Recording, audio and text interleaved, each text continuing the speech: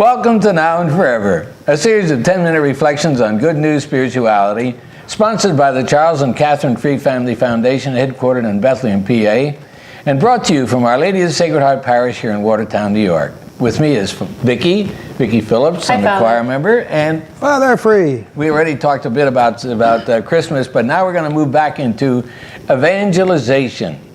And I'm going to read the first paragraph of this evening's reflection.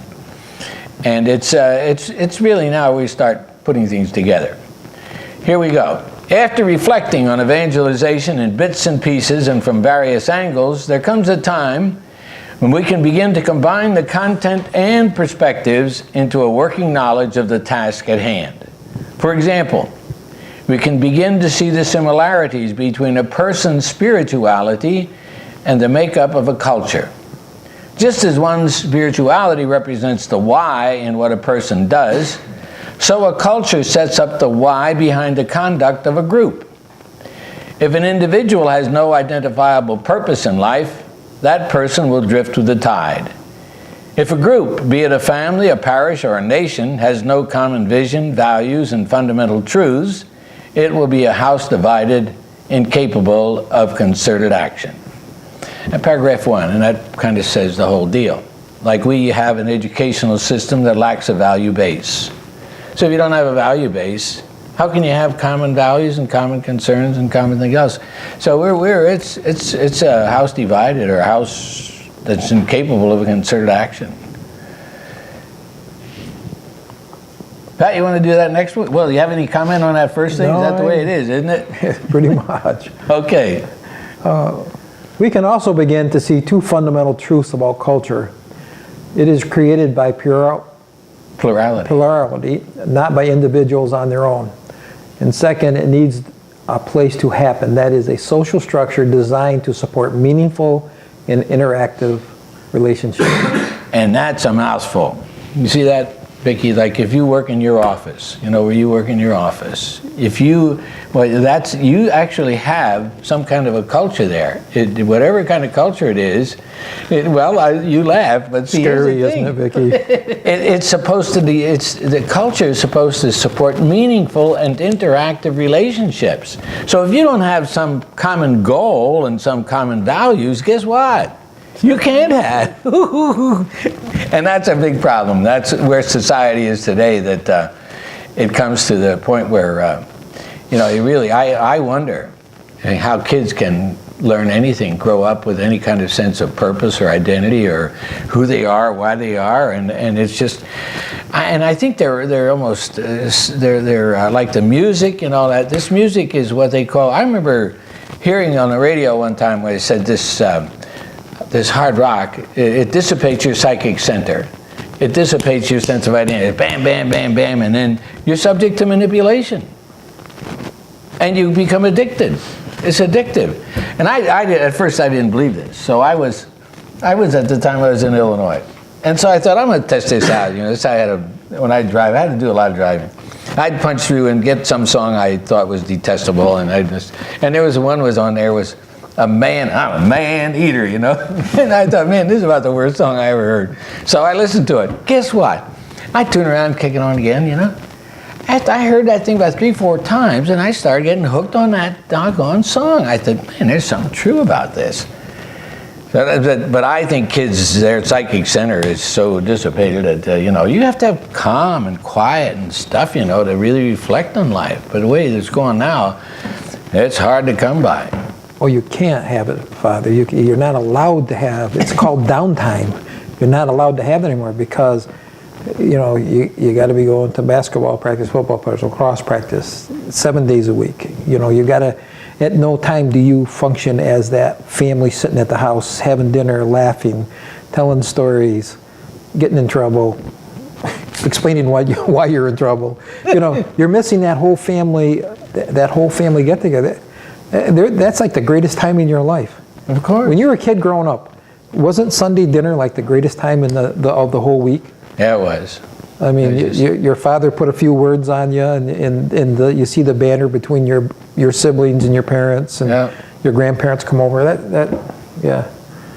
And if the kids don't see that, they don't know how to appreciate it. No, they don't have any idea what it was like, because you have to experience it. That's the thing.